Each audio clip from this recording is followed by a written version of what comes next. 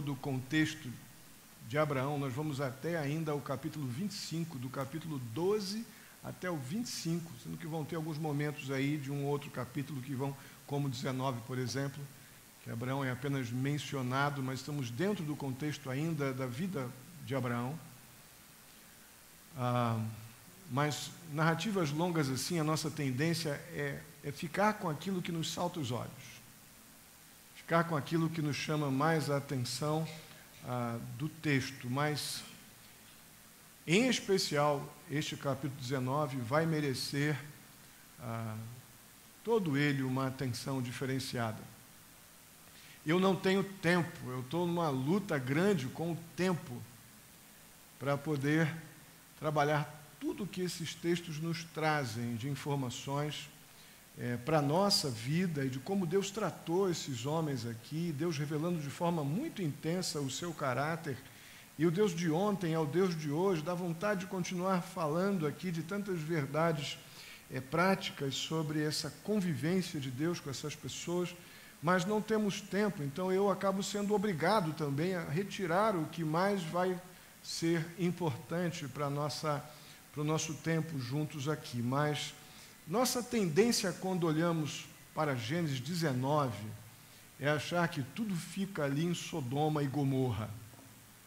Quem de nossos pequenininhos aqui, por menos instrução bíblica que tenha, ou você mesmo que talvez não tenha tido ainda a oportunidade de ler a sua Bíblia ou ler o livro de Gênesis, nós conhecemos, nem que seja de forma mítica ou como uma lenda, algo que nós aprendemos de alguma forma na nossa história de vida, mas sabemos alguma coisa sobre Sodoma e a tendência é olharmos para Gênesis 19 e achar que tudo fica aqui resumido. Mas o grande problema desse capítulo 19, aquilo que não ficou ali, porque Sodoma e Gomorra, Deus disse no capítulo 18 que ia destruir, confirmou isso a Ló no capítulo 19 e fez o que disse que ia fazer e destruiu Sodoma e Gomorra. E esse episódio dessa destruição, desse juízo da parte de Deus, cumpriu-se, findou-se. Mas há um outro problema em Gênesis 19, algo que aconteceu dentro desse contexto, que não ficou num ato único, mas as escolhas e as decisões que Ló e suas filhas tomaram nas cavernas da região de Zoar trouxeram implicações para toda uma geração. Não ficaram ali. E é nesse caminho que nós vamos trilhar nessa noite. As lições que a vida de Ló nos traz a partir de decisões muito complicadas.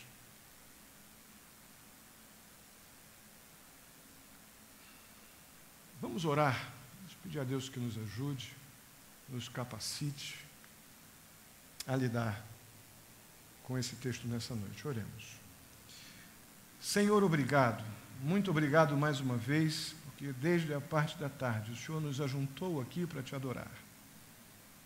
Muito obrigado pela nossa escola bíblica dominical, muito obrigado pelas pessoas que aqui estão e nos visitam. Muito obrigado por cada um de nós, ó Deus, que o Senhor, por bondade, grande bondade, mais uma vez, permitiu que estivéssemos juntos aqui, ó Pai. Eu peço que o Senhor, em nome de Jesus, nos abençoe com a Tua palavra. Fala conosco, ó Deus, nos exorta, ó Pai, nos confronta, nos edifica. Ajuda-nos, ó Deus, a ver onde precisamos confessar pecados a partir dessas lições na vida de Ló. Possamos sair daqui, ó Deus, com planos para sermos homens e mulheres, ó Pai, comprometidos, ó Deus, com aquilo que temos aprendido do Senhor. Assim eu te peço, Pai Santo, no nome de Jesus. Amém. Uma das grandes dificuldades minhas essa semana, duvidar da conversão de Ló. Eu só me convenci de que Ló, obrigado, meu querido irmão, de que Ló era realmente convertido depois que eu ouvi o apóstolo Pedro falar isso.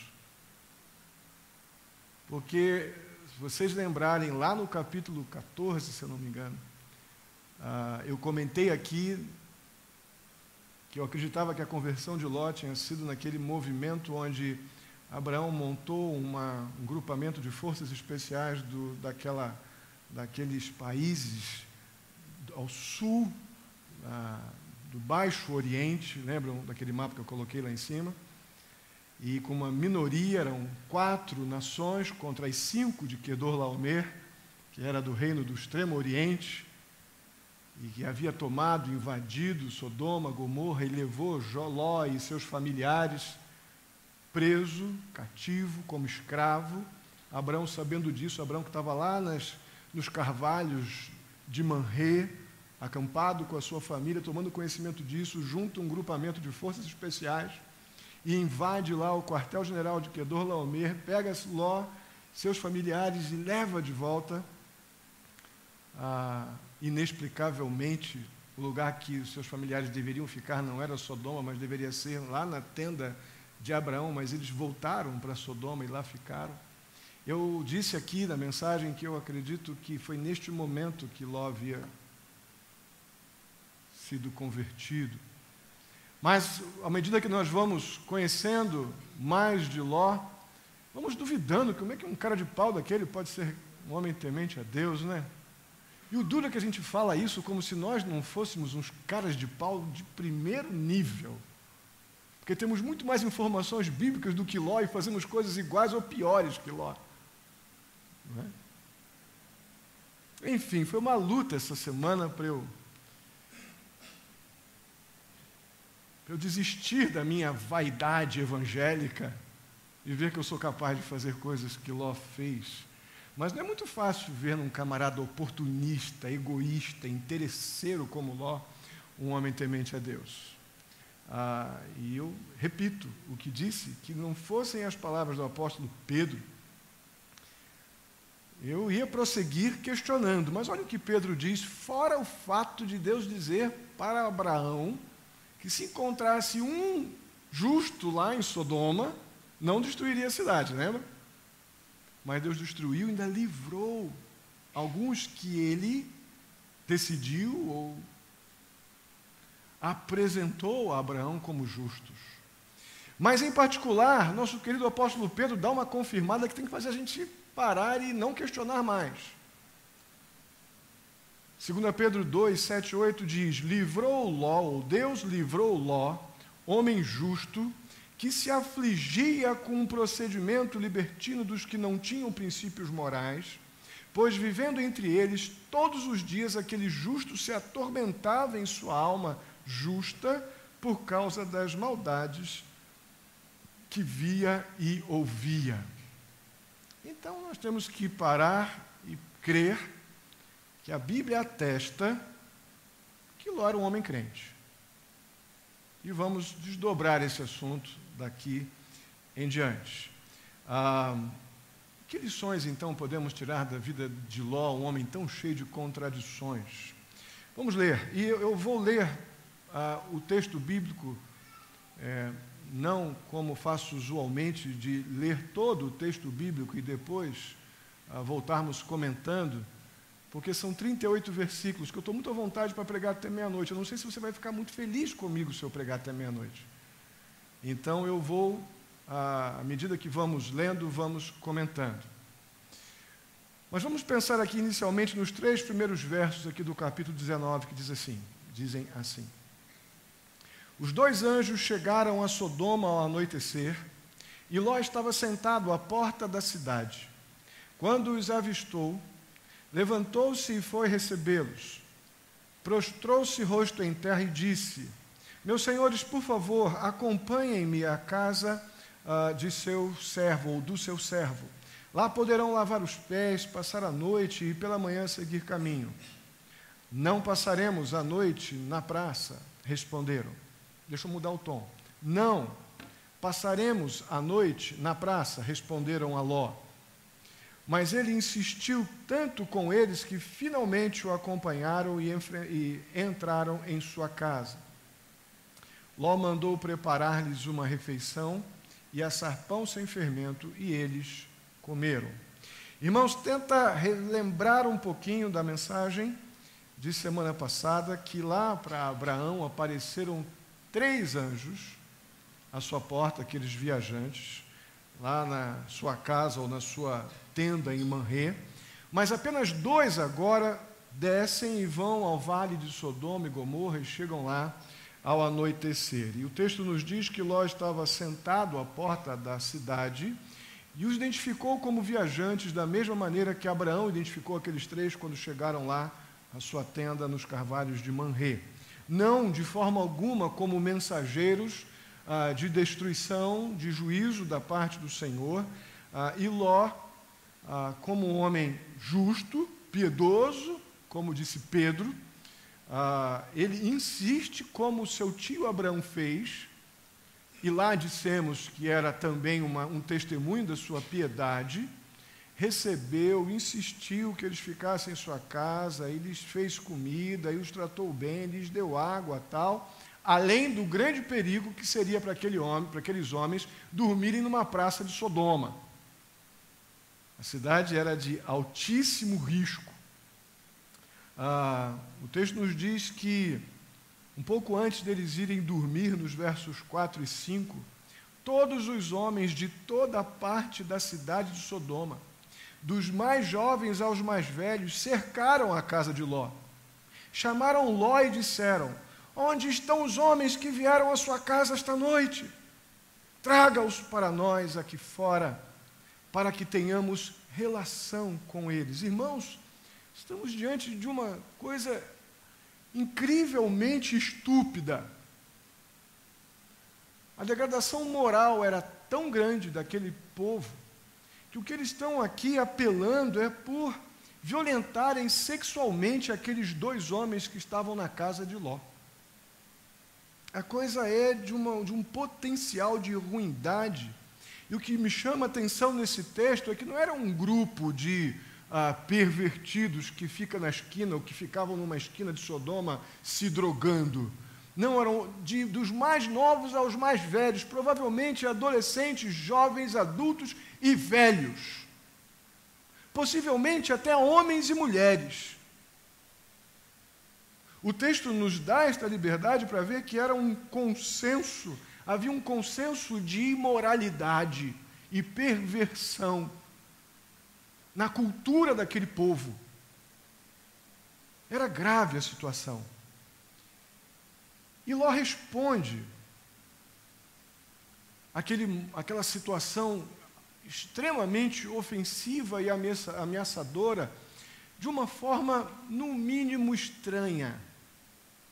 Há uma mistura nessa resposta que vamos ver nos versos 6 a 8 de Ló. Há uma mistura de coragem com oportunismo por tentar fazer algum tipo de representação social com a comunidade. Não, eu vou estar aí com vocês e vou apresentar uma alternativa para isso, e uma boa dose de loucura, uma boa dose de sodomismo, uma boa dose de perversão. Olha o que dizem os versos 6 a 8. Então Ló foi falar com os seus...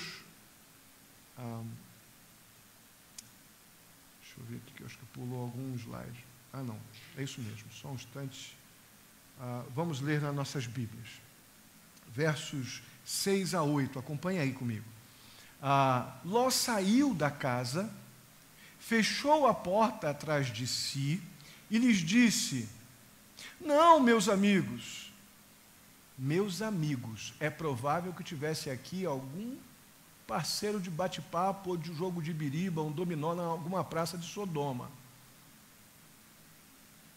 Não, meus amigos, não façam essa perversidade. Total conhecimento do que estava para acontecer. E agora a loucura. Olhem, tenho 2 filhas que ainda são virgens.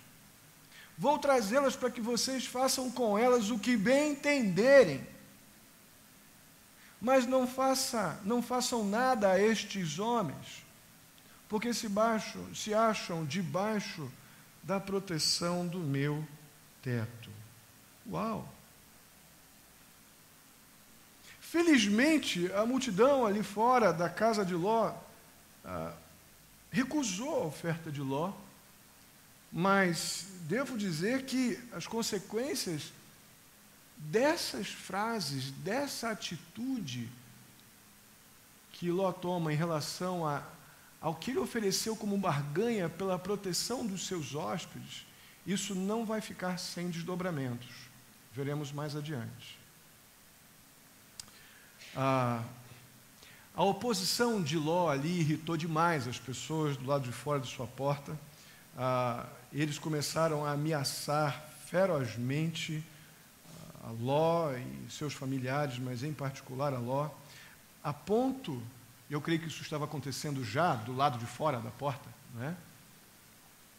E aqueles homens, os hóspedes, os anjos do Senhor, que até então eram visitantes, que Ló não sabiam ainda quem eram, eles, quando vem aquela multidão pegando Ló e ameaçando Ló, vulnerabilizando, afetando até a segurança física de Ló, aqueles homens intervêm, e nessa intervenção eles revelam a sua identidade, não somente isso, mas eles revelam também as suas intenções. Olha o que diz no versos 9 a 13, acompanhe comigo.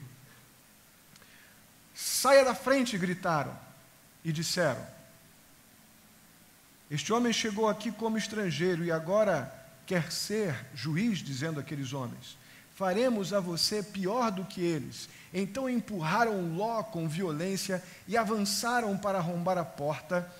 Então essa discussão ainda estava no âmbito de um do lado da porta e os outros do outro, né?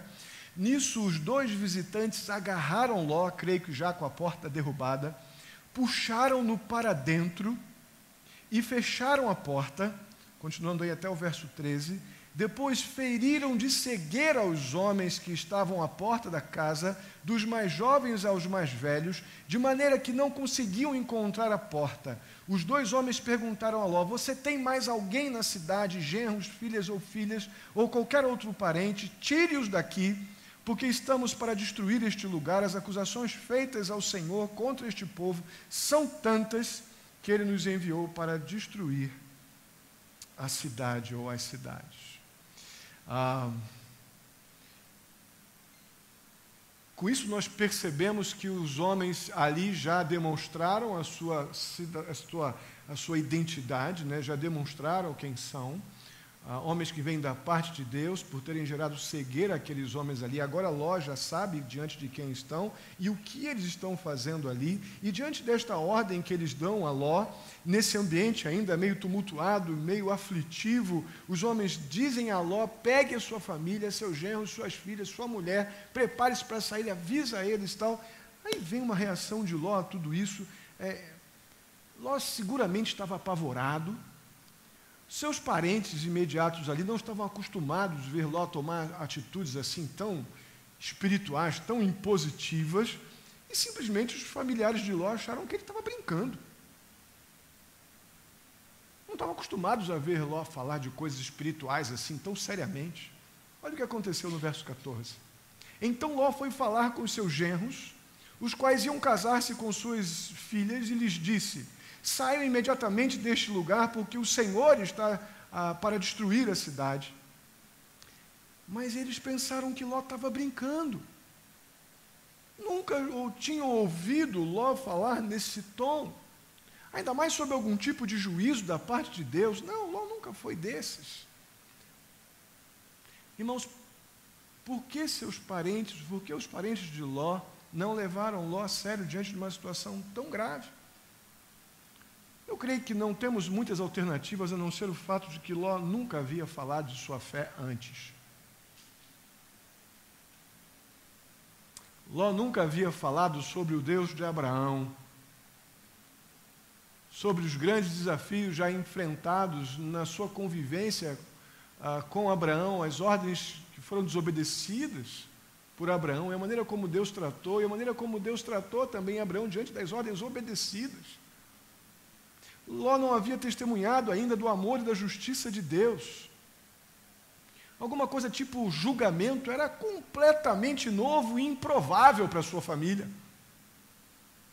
Eles estavam ali, creio que até vivendo com aquela comunidade de padrões morais muito ruins, talvez até com algum tipo de valor moral doméstico, não compactuando com tudo que estava para fora dos seus muros, da sua casa, mas convivendo de forma relativamente amistosa com aquilo tudo, mas sem comprometer fé. Nada de falar de fé, de Deus. Eu creio que é por isso que houve essa resposta aqui, dura, inconsequente, diante de algo tão grave, tão sério. Meus queridos irmãos, nunca será demais repetir quantas vezes forem necessárias as verdades sobre as boas novas da salvação na sua casa. Nunca será demais você falar da grandeza da obra de Cristo na cruz, porque as boas novas tanto apresentam o amor de Deus em Jesus Cristo, mas também apresentam que aquele que crê no que Cristo fez na cruz está salvo, e aquele que não crê já está condenado. A boa nova da salvação fala do amor e da justiça de Deus através do seu Filho Jesus. Nunca será demais você testemunhar do amor de Jesus dentro da sua casa. É melhor repetir quantas vezes forem necessárias a obra de Cristo dentro do seu lar do que falarmos delas ou das verdades da cruz quando não há mais tempo. O verso 15 nos diz assim: ao raiar do dia, os anjos insistiram com Ló, dizendo: depressa, leve daqui sua mulher e suas 2 filhas, ou vocês também serão mortos quando a cidade for castigada. Irmãos, a descrença dos sodomitas é previsível, ou seja, já podemos tratar as filhas de Ló, que estavam casadas, por isso haviam genros, e as 2 mais novas que foram oferecidas eram ainda virgens, estão lembrados? Na negociação à sua porta. Então essas 2 mais velhas aqui provavelmente eram essas casadas e os seus genros estavam aqui. Esses sodomitas, genros e as filhas mais velhas, descrerem, ou toda aquela geração, toda aquela sociedade descrerem, ainda é uma coisa possível. Meus irmãos, mas a relutância de Ló em obedecer às ordens dos anjos ou do anjo do Senhor é uma coisa incrível, quase inaceitável. Olha o que diz no verso 16. Tendo ele hesitado, Ló hesitado, os homens o agarraram pela mão, como também a mulher e as 2 filhas, as mais novas, e os tiraram dali à força, e os deixaram fora da cidade, porque o Senhor teve misericórdia deles. Havia uma razão, ou na verdade eu não digo nem uma razão, mas uma explicação para Ló ter hesitado diante da ordem dada pelos anjos do Senhor. A estrutura daquela sociedade, muito provavelmente, alimentava aquele egoísmo que nós já conhecemos de Ló. Lembram lá em cima, quando Abraão, para que não houvesse mais briga dentro de casa, Abraão virou para Ló: escolhe a parte da terra que você quer. E de forma muito oportunista, interesseira, egoísta, malandra mesmo, Ló virou, olhou os carvalhos ali, toda a planície de Sodoma, que era mais verdinha, mais banhada com as águas ali do Mar Morto, e o lado que ficaria para o lado de cá do Mar Morto, mais próximo do Mediterrâneo, era mais seco. Então, já que ele teve a vantagem de escolher primeiro, escolheu a melhor parte, mas a melhor parte, na visão interesseira dele, incluía Sodoma e Gomorra. Não é? Então, olhando para essas características egoístas, essa interesseira, oportunista a estrutura daquela cidade ali já estava bem entranhada na vida de Ló. Eu não estou dizendo, como há pouco mencionei, que Ló e sua família praticavam aqueles atos de depravação moral ali, até porque o texto de 2 Pedro já nos afirma que ele era um homem, diante de Deus, ele era um homem que cria em Deus e é atestado pelo próprio Deus que ele é visto como um justo. Mas ele convivia muito bem com aquela situação daquela cidade e ainda possivelmente tinha seus benefícios por conviver com um perfil de pessoas que eram moralmente corrompidos. Quando eu pensava sobre isso, eu lembrei daquela ilustração que algum tempo atrás eu falei para vocês, há bastante tempo atrás, acredito, sobre a questão da água.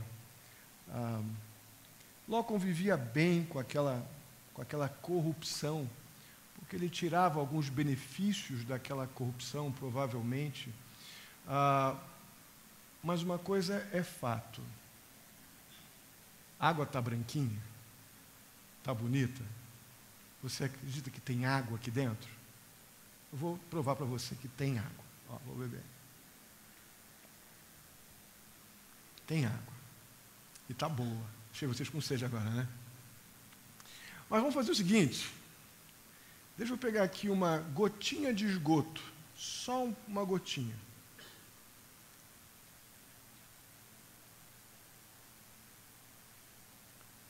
A água está bonita? Continua sendo água? Você quer beber? Por quê? É água. Está com sede? Bebe um pouquinho, só um golinho. Mas não é água. Não está bonita? Mas com esgoto ninguém quer, né? Apesar de ter cara de água, jeitinho de água, matar a sede, uma gotinha de esgoto comprometeu toda a água. Eu creio que Ló estava assim. Era um homem piedoso? Sim, eu acho que ele cria no Deus de Abraão. Cria, mas estava com uma gotinha de esgoto que comprometia muito de sua vida, muito de suas decisões, muito de suas escolhas.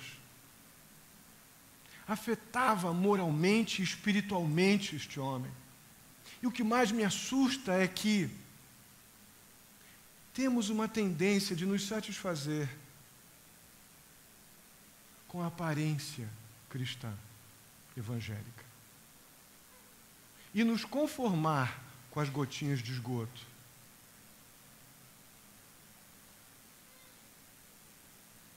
Vamos ver mais consequências disso à frente. No verso 17, então, Ló recebe ordens bem explícitas como deveria ser essa fuga de Sodoma, e eu vou colocar aqui no slide, o verso 17 diz assim: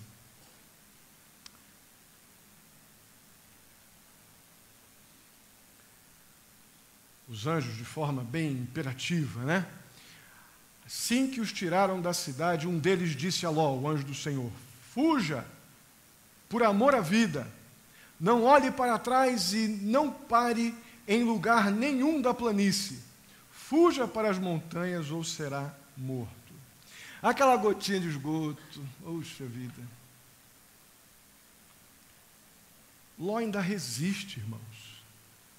Por incrível que pareça, nos versos 18 a 20, Ló vai propor um plano alternativo. O caos está ali já. Há uma destruição da parte de Deus já estabelecida, está para acontecer. Deus está tendo uma misericórdia, assim, daquelas que a gente costuma dizer, né, que só Deus mesmo, né? E ainda assim ele hesita de novo e ainda propõe um plano B. Olha o que diz os versos 18 a 20. Ló, porém, lhes disse, acompanhe na sua Bíblia agora: não, meu senhor, seu servo foi favorecido por sua benevolência, pois o Senhor foi bondoso comigo, poupando minha vida. Não posso fugir para as montanhas, senão esta calamidade cairá sobre mim e morrerei. Até o verso 20. Aqui perto há uma cidade pequena, está tão próxima que dá para correr até lá. Deixe-me ir para lá. Mesmo sendo tão pequena, lá estarei a salvo. Me parece aqui, numa primeira olhada, que Ló está dizendo, eu tenho um plano melhor do que o teu, Senhor. Deixa eu ir para outro lugar, porque aqui eu não vou ter como viver nas montanhas. Essa calamidade toda pode até me atingir. Deixa eu ir lá para uma cidade. Ló sempre gostou mais de uma cidadezinha do que de uma tenda, né? Nós vimos isso nos capítulos anteriores. E ele vai e apela para os anjos, deixa eu ir para lá, eu quero ir para a cidade, para Zoar. E foi atendido. Mais uma vez, as suas conveniências entraram à frente dos seus, ou junto com os seus interesses, foi o que o moveu a tomar alguma decisão, mesmo diante de um grande juízo da parte do Senhor.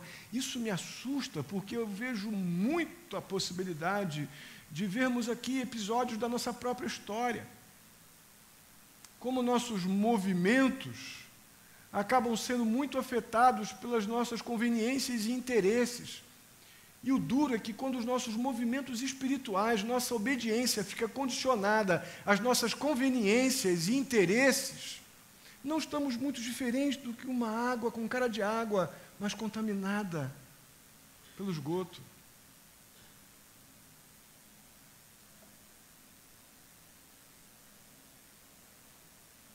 Então, no verso 23, ao nascer do sol, Ló, sua esposa e filhas chegam a Zoar. Chegando eles, então, na região de Zoar, nos versos 24 e 25, que vamos ler nas nossas Bíblias, Deus consuma, então, o seu juízo. Versos 24 e 25 diz assim: Então o Senhor, o próprio Senhor, fez chover do céu fogo e enxofre sobre Sodoma e Gomorra. Assim ele destruiu aquelas cidades e todas as planícies, com todos os habitantes das cidades e vegetação. Mas, vamos parar aqui por enquanto no 25.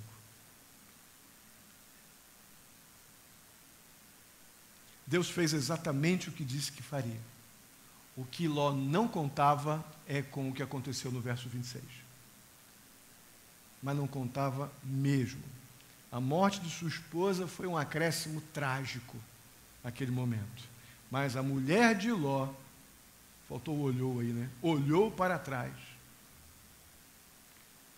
e se transformou numa coluna de sal. E geralmente nós paramos aqui, né? nas nossas pesquisas, no nosso próprio interesse pela história do capítulo 19. Eu creio que, aqui nós já até preguei uma mensagem há muitos anos atrás sobre a mulher de Ló. Já havia, né, uma ordem do anjo do Senhor, dizendo, olha, saiam e não olhem para trás. Houve desobediência aqui. E essa desobediência, eu acredito que pode ter vários sintomas, mas eu vou citar vários motivos, mas eu vou apresentar apenas dois. Um que alivia um pouco a barra da esposa de Ló e outra que vai ser mais provável. O primeiro motivo é que a mulher de Ló, como mãe, olhou para trás e pensou, puxa, minhas duas filhas, meus genros, ficaram lá destruídos porque não creram na palavra do meu marido ou na palavra do anjo do Senhor. Essa é a versão light da história. Agora, a mais provável, aquela mulher olhou para trás com uma dor no coração de perder riquezas, patrimônio, seus bens, uma vida social, talvez, uma convivência muito pacífica e boa até com aquela gente corrompida, talvez o seu chazinho das 5 no Rotary lá, no Lions da cidade, ou coisa do tipo assim. Muito invocada, muito chateada, porque perdeu todo o seu conforto, características do seu marido, se dar bem. E agora estavam tecnicamente se dando muito mal, né? Perdendo tudo. É mais provável, infelizmente, que seja isso. Mas o que Deus havia prometido para Abraão, Deus cumpriu plenamente, é o que vemos no verso 29. Quando Deus rasou as cidades da planície, lembrou-se de Abraão e tirou Ló do meio da catástrofe e destruiu as cidades onde Ló vivia. Meus irmãos, fica claro que Ló foi preservado por Deus pela oração de Abraão. Se nós olharmos na história bíblica, nós fomos salvos, ou nós, não vou nem olhar pela questão da salvação, mas a nossa salvação ela é preservada. A segurança da nossa salvação vem porque nós temos um intercessor que intercede por nós constantemente. Leia o que está em Romanos. Nosso Senhor Jesus Cristo, Ele intercede por nós constantemente diante de Deus. A salvação continua e sempre será através de Jesus Cristo, do temor a Deus no Antigo Testamento, mas aqui nós vemos Abraão intercedendo pelos seus familiares e Deus atendeu a oração. No contexto da antiga aliança era o temor ao Senhor e ao reconhecimento de que Deus é o único Deus, o Deus Yahvé. Eu creio que Ló cria nisso. O problema é que ele não via problema em ter uma gotinha de esgoto na sua vida. E aqui foi a oração de Abraão que preservou esse homem dessa forma incrível. Não foi mérito nenhum de Ló essa preservação. O problema então é que Ló realmente estava fora de Sodoma. Mas Sodoma não estava fora de Ló. E nem de suas filhas. Olha o que diz nos versos 30 a 38, acompanha comigo. Ló partiu de Zoar com suas 2 filhas, e aqui eu preciso abrir um parênteses. Ele pediu ao anjo para ir para a cidadezinha de Zoar. Mas é muito provável que, mais uma vez, cheio de interesse, a Bíblia não dá detalhes disso, está inferido isso que eu estou dizendo para vocês no texto. É muito provável que ele tenha pensado, poxa, vou ficar aqui, eles podem achar que vem um juízo igual ao que aconteceu em Sodoma, porque nós estamos aqui e podemos morrer. Então é melhor nós irmos para aquelas cavernas ali que estão próximas aqui a Zoar, do que ficar aqui na cidade e eles nos matarem, o povo daqui nos matar por achar que pode Deus fazer um juízo igual aqui. Então, mais uma vez, por interesses, por tentar, talvez até numa perspectiva de não se contaminarem mais, ou com a mente pesada, o coração pesado, por terem sido tão coniventes com toda aquela pecadaria de Sodoma, né? Muitas coisas podem ter acontecido. O fato é que Ló não ficou no lugar que ele pediu para o anjo para ficar, que era na cidadezinha de Zoar. Ele agora sai e vai para umas montanhas próximas a Zoar, na região de Zoar, é o que o texto nos diz. Ló partiu de Zoar com suas filhas e passou a viver nas montanhas, porque tinha medo de permanecer em Zoar. Esse medo aqui está subentendido nessas possibilidades que eu estou apresentando. Ele e suas 2 filhas ficaram morando numa caverna. Um dia, a filha mais velha disse à mais jovem: nosso pai já está velho, e não há homens nas redondezas que nos possuam. Isso já é uma mentira, porque elas estavam próximas de Zoar e poderiam ir a Zoar e ali conhecer pessoas, e algum templo, algum local que estivessem ali adorando o Senhor ou lendo a Torá, e casarem-se dignamente. Então isso aqui já foi uma mentira dessas jovens. Elas acreditaram num exagero, numa desproporção quanto à situação. Mas aqui é dito que elas afirmam, né, não há homens nas redondezas que nos possuam, segundo o costume de toda a terra, da terra dela, né, dos sodomitas. Vamos dar vinho ao nosso pai, e então nos deitaremos com ele para preservar a sua linhagem. Mentira, ansiedade. E a ansiedade é campeã em nos fazer acreditar nas nossas mentiras, né? Naquela noite deram vinho ao pai, e a filha mais velha entrou e se deitou com ele. E ele não percebeu quando ela se deitou, nem quando se levantou. No dia seguinte, a filha mais velha disse à mais nova: ontem à noite deitei-me com meu pai, vamos dar-lhe vinho também esta noite, e você se deitará com ele, para que preservemos a linhagem do nosso pai. Então outra vez deram vinho ao pai naquela noite, e a mais nova foi e se deitou com ele, e ele não percebeu quando ela se deitou, nem quando se levantou. Assim as 2 filhas de Ló engravidaram do próprio pai. A mais velha teve um filho e deu o nome de Moabe. Este é o pai dos moabitas até hoje. A mais nova também teve um filho e deu-lhe o nome de Ben-Ami. Este é o pai dos amonitas de hoje. Esses trágicos versos nos mostram a condição, a triste condição de Ló. Bêbado. Não é a primeira vez que ele está se embriagando, provavelmente, porque ela sabe muito bem como deixar o pai bêbado. Tornou-se pai de duas nações, Moabe e Amon, os moabitas e amonitas, que foram tremendos, uma pedra no sapato de Israel durante muito tempo, até Deus decidiu fazer juízo semelhante com Moabe e Amon.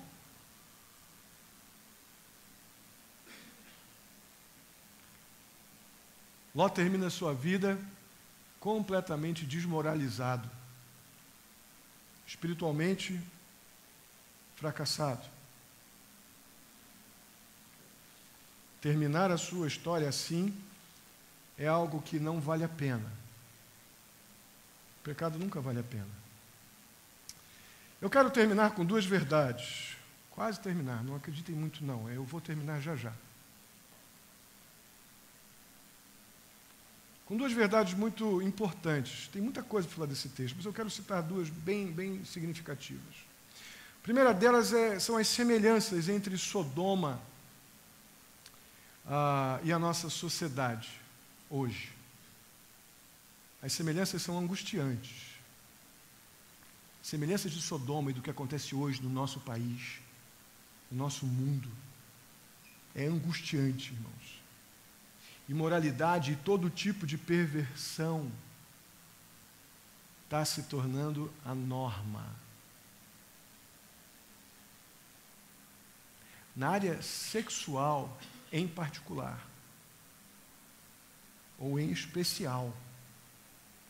É certo que os sodomitas, eles não tinham apenas como imorais as questões sexuais, eles eram imorais no de respeito a comportamentos, à verdade, a Deus, eles tinham uma série de descompromissos morais.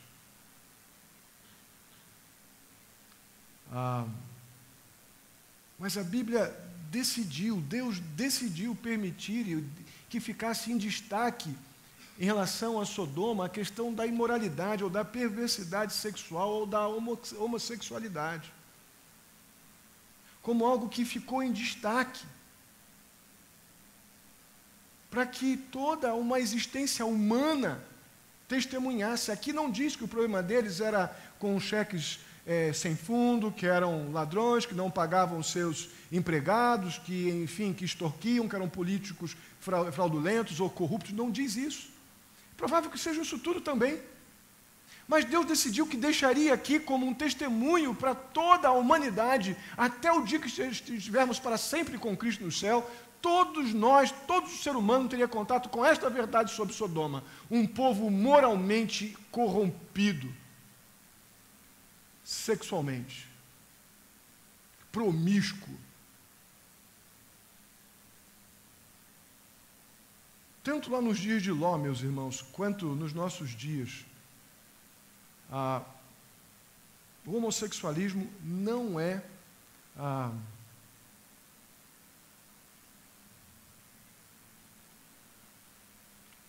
apenas tolerado, aceito, em particular nesta fase que estamos vivendo de mundo, século 21. Mais grave ainda, o homossexualismo é apresentado orgulhosamente, sendo proclamado abertamente, defendido como um estilo de vida alternativo e legítimo. Estou errado?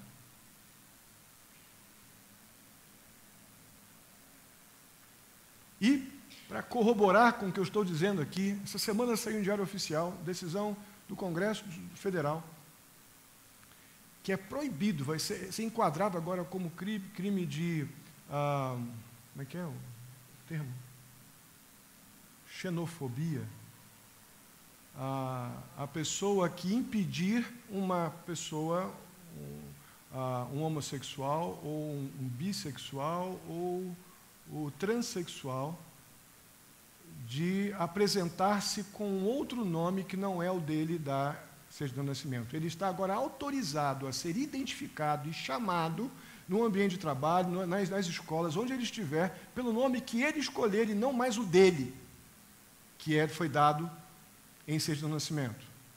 Ele agora pode até vestir-se, sendo homem como mulher, e sendo mulher como homem, e não pode sofrer nenhum tipo de preconceito. Tem que ser aceita essa decisão dele. Isso foi colocado em diário oficial. E pode usar, se ele já estiver com a escolha sexual dele definida, ele pode usar até sendo homem o banheiro feminino, e sendo mulher o banheiro masculino. Pode dizer que nós estamos vivendo uma tremenda de uma sodomização.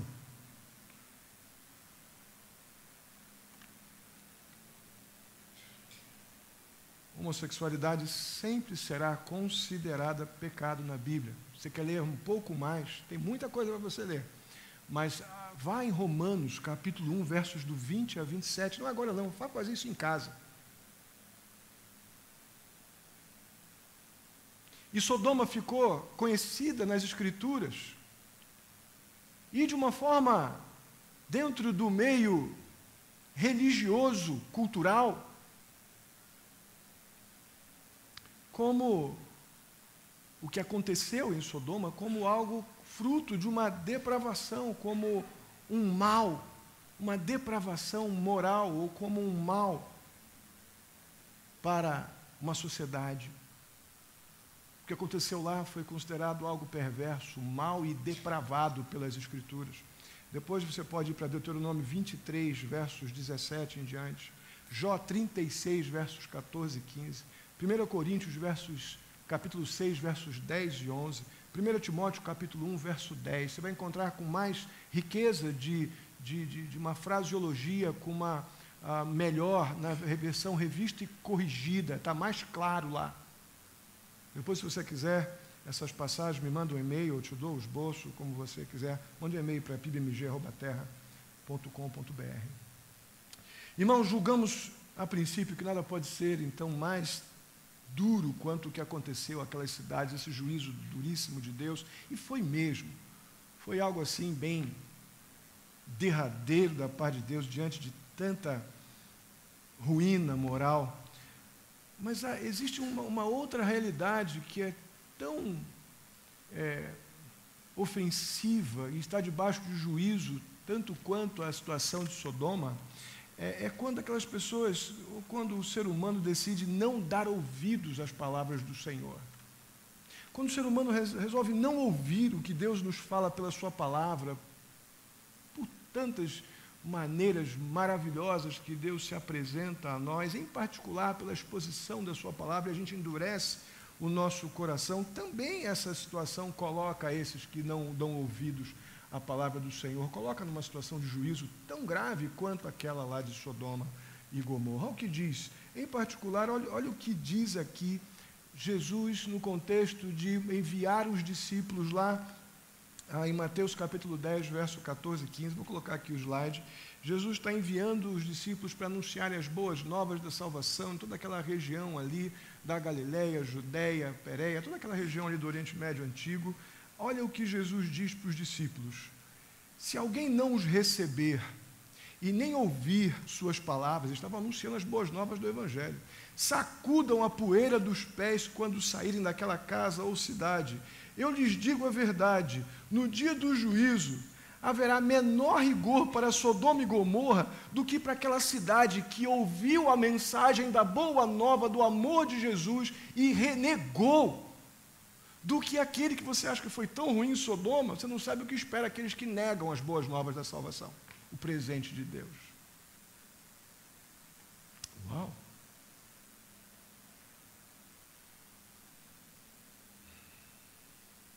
Por outro lado, pela fé naquilo que Cristo fez na cruz por nós, pecadores, na obra da salvação, O ser humano ele não precisa enfrentar ou passar por este juízo da parte de Deus. Olha o que diz em 1 Tessalonicenses, capítulo 5, versos 9 e 10. Vamos ler juntos? Porque Deus não nos destinou para a ira, mas para recebermos a salvação por meio de nosso Senhor Jesus Cristo. Ele morreu por nós para quer dormindo, vivamos unidos a Ele. A semelhança entre Ló e muitos cristãos professos não pode ser negligenciada. Uau! Então não é invenção do pastor esse negócio de que é possível que nós tenhamos um bocado de Ló. Aquele que não acreditávamos que podia ser crente. Coisa maravilhosa o fato de sabermos que Deus não nos destinou para a ira. Se nós recebermos essa salvação tão gloriosa por meio do Senhor Jesus Cristo, nós temos o privilégio do perdão de pecados, da vida eterna com o Senhor.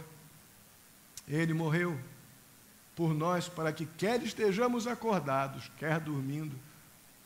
A ideia aqui é de mortos em Cristo ou ainda vivos, com o privilégio de recebermos a salvação, unidos a Ele. Agora, a advertência vem nessa última linha, última sentença. A semelhança entre Ló e muitos cristãos professos, a aguinha com esgoto e a aguinha pura. Que beleza. Eu não quero essa aqui também, não. Eu quero essa aqui. Se bem que eu tirei o esgoto daqui, né? Era simulado. Meus irmãos, nosso Ló, ele era, na melhor das hipóteses, um crente indiferente. Um crente negligente e um crente indiferente. E aí eu tenho que fazer mais uma vez a pergunta. Você já identificou quais as similaridades entre você e Ló?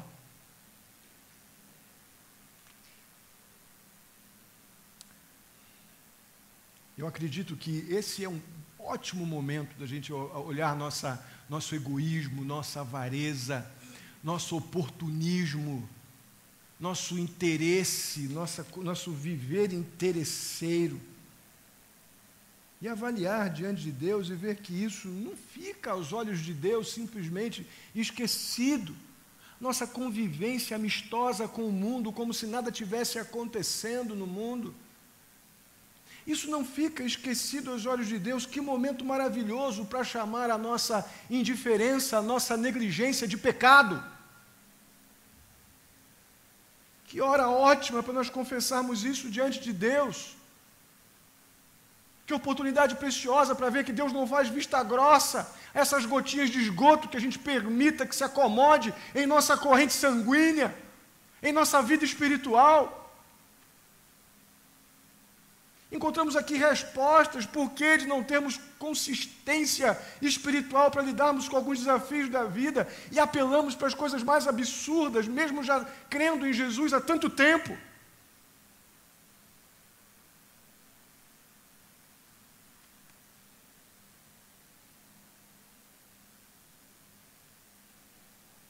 Esse é o problema da semelhança. O segundo e último problema, ou verdade que a gente vai identificar aqui, é que separação, isolacionismo, não tem nada a ver com santificação. Alguns acham, que não, eu vou me separar, eu vou me isolar, não saio mais de casa, e faço isso ou faço aquilo, e julgam que isso é uma decisão hipersantificada.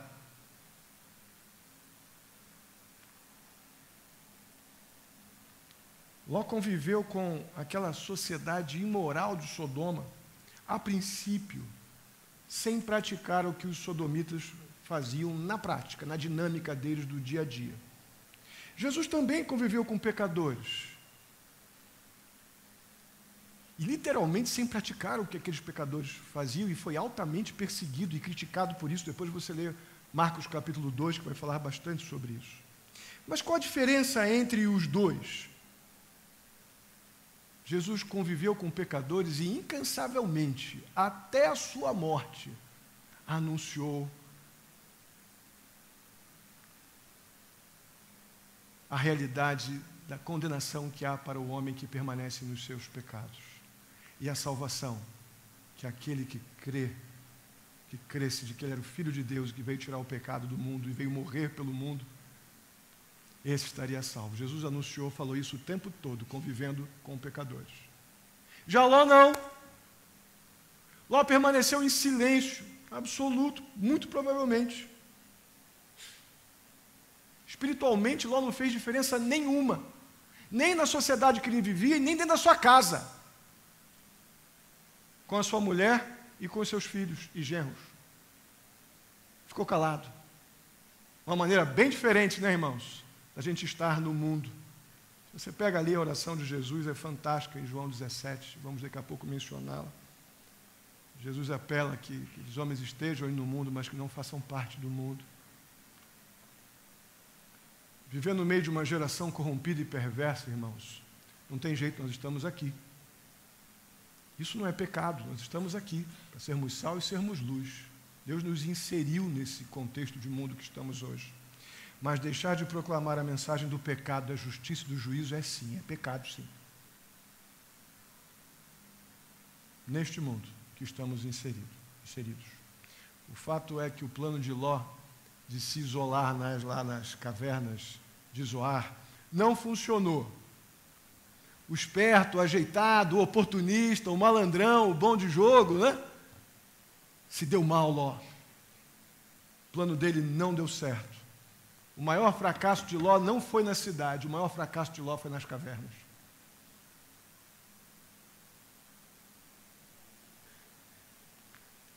Foi lá que aquela embriaguez o entorpeceu de uma tal maneira que ele cometeu o incesto com as suas duas filhas. E a nossa tendência é imediatamente colocar toda a responsabilidade pelo aquele ato terrível ali unicamente nas filhas de Ló. Mas não deveria ser assim, não.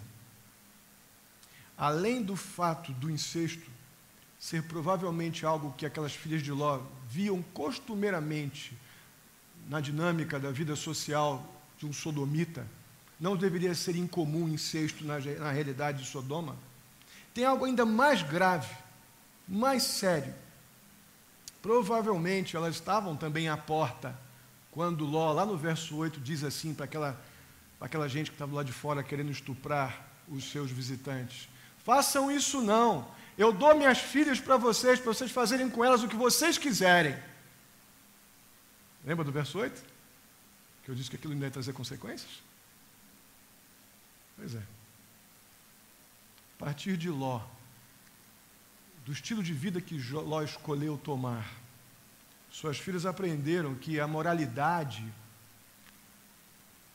é algo que pode ser negociado diante da necessidade. Que dignidade é algo que a gente pode abrir mão de vez em quando se eu preciso.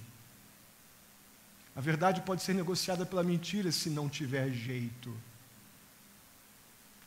Foi isso que Ló ensinou, provavelmente, em casa.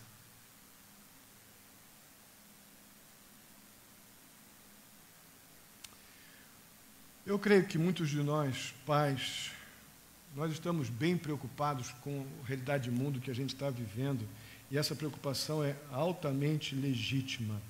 Mas não acredite não, meu irmão, que você vai resolver o problema botando seus filhos em cavernas, ou você mesmo se isolando em cavernas. Não é bem assim, não. O que nossos filhos, as pessoas que estão ao nosso redor precisam, é ouvir incansavelmente do que Cristo fez em nossas vidas. O que eles precisam ver constantemente é o seu testemunho, o que você é, o que você fala, o que você pensa, uma vez que você diz que você é de Cristo, que Cristo morreu por você na cruz, você tem certeza que se você morrer hoje, você tem a vida eterna. Seus filhos, seus parentes, as pessoas próximas de você, seus colegas de trabalho, eles precisam ouvir isso. É isso que vai realmente fazer diferença. Não exatamente me isolar numa caverna, porque já vimos que o plano de Ló não deu certo. Está longe de isolacionismo ser sinônimo de santidade. Podemos fazer as coisas mais perversas em nossos isolamentos.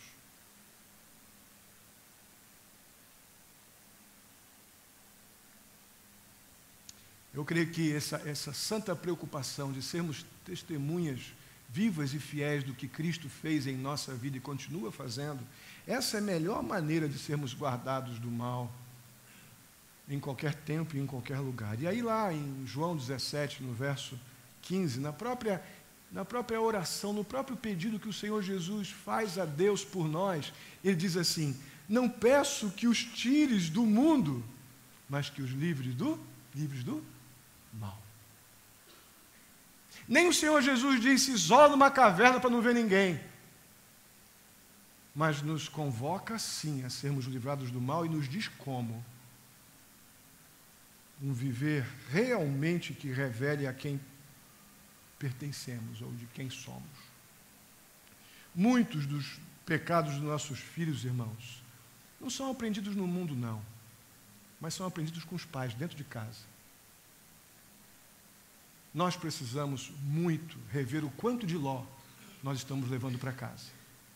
O quanto dessa gotinha que nós estamos tolerando na nossa vida cristã e afetando nossas escolhas, decisões morais e espirituais. E vocês continuam dizendo que tem água aqui, não continuam? Nós continuamos dizendo que cremos em Deus.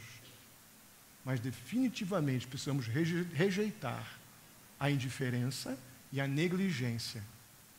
Rejeitar as gotinhas de esgoto. Vamos ficar de pé. É muito assustador, sim, ver que nós podemos ter algumas características de Ló. E é por isso que a gente tem que se apegar a esse texto que vamos ler juntos aqui e depois vamos orar. Deus nos diz em 1 Pedro, capítulo 2, versos 11 e 12. Vamos ler juntos? Amados, insisto em que, como estrangeiros e peregrinos no mundo, vocês se abstenham dos desejos carnais que guerreiam contra a alma.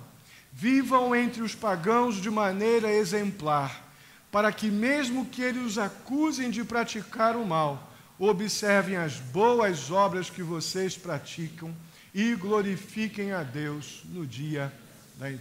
É por aí, irmãos. É por aí.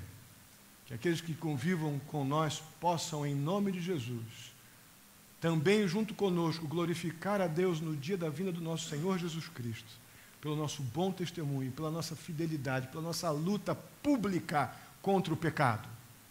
Vamos tirar essa luta contra o pecado dos ambientes que nos dão conforto para isso. Vamos realmente ter uma luta pública e clara contra o pecado, abraçados pela fé em Cristo Jesus, com Cristo Jesus, na dependência e no poder do Espírito Santo. Vamos nos envolver de uma tal forma com as verdades que cremos que não vamos tolerar. Não vai ser sem luta. Essa gotinha vai querer pingar aqui sempre. Mas vai ter que brigar muito para tentar contaminar. Não vai encontrar passividade. Não vai encontrar ambiente fácil para contaminar a minha vida, a minha alma. Amém? Vamos orar. Deus querido, muito, muito obrigado. Obrigado por tanta bondade da tua parte em nos ensinar de maneira tão carinhosa, tão paciente, verdades espirituais tão profundas. Ajuda-nos, Deus, a sair daqui percebendo, ó Pai, que precisamos, definitivamente, uma vez que somos salvos, tivemos o privilégio de ser alcançados por uma graça maravilhosamente grande e inexplicável. Nós precisamos de uma postura firme em relação ao que Cristo já fez por nós na cruz. As semelhanças com Sodoma são inegáveis, mas, Deus, nós precisamos reagir para que não hajam semelhanças de Sodoma com o nosso viver, com o nosso pensar, com o nosso agir. Que não hajam, ó Deus, se porventura vimos aqui alguns vestígios de Ló em nossa vida, ó Deus querido, em nome de Jesus, que tratemos pelo nome, ó Pai, o pecado seja ele qual for, ó, confessemos ao Senhor e o abandonemos em nome de Jesus. Que nosso testemunho dentro e fora de casa possa, sem dúvida alguma, glorificar e honrar o Teu santo nome, a ponto de que aqueles que estão ao nosso redor possam, juntamente conosco, e em nome de Jesus, estarem, ó Deus, estarmos juntos, ó Pai, no dia da Tua intervenção. Assim eu te peço. Nossas casas, nossas famílias, ó Deus, sejam redutos da Tua glória. Assim eu te peço e te agradeço. Ó Deus, querido, leva-nos em paz para as nossas casas. Dá-nos uma semana em tudo guardada, protegida, dirigida pelo Senhor. Dá-nos responsabilidade diante de tudo que ouvimos aqui nesta noite. Ó Deus, nós sabemos as coisas que foram aqui faladas, não podemos ser negligentes ou indiferentes a isso. Muito obrigado, ó Deus, se ainda com os enfermos, ó Pai, temos muitos ainda sofrendo com a dengue, na nossa cidade, ó Pai, aqui nas cidades vizinhas, tem misericórdia, ó Deus, capacita as autoridades públicas a agirem com a eficiência necessária para que esse surto seja diminuído, ó Deus. Peço por tantas pessoas que estão afligidas e sofrendo nos hospitais, dá os meios, ó Deus, permita que possam recuperar-se e que esse surto diminua, ó Pai, acabe. Ó Deus, pedimos pelo nosso país, ó Deus, que toda essa movimentação, essa manifestação que houve pelo país, ó Pai, em nome de Jesus, que isso afete as autoridades que têm a responsabilidade de tomar decisões morais em nosso lugar. E que eles sejam responsáveis, ó Pai, que eles mesmo não sabendo disso, a Tua palavra nos diz que não há uma autoridade que não esteja debaixo do Senhor. E eu peço em nome de Jesus, ó Deus, por uma melhoria para esse país. A situação está dramática, ó Pai, e eu peço em nome de Jesus que tudo isso cause o efeito, ó Deus, necessário, segundo a Tua boa, santa e perfeita vontade. Leva-nos em paz, ó Deus, que possamos sair daqui seguros, guardados pelo Senhor. Assim eu te agradeço e te peço no nome de Jesus. Que a graça do nosso Senhor e Salvador Jesus Cristo, o amor de Deus, nosso amado Pai, a comunhão e a consolação do Espírito Santo esteja sobre a vida de cada um de vós, queridos e amados irmãos, hoje e até a vinda do nosso Senhor Jesus Cristo. Amém e amém. Podem assentar, tenha seu tempo de oração, estarei à porta para cumprimentá-los.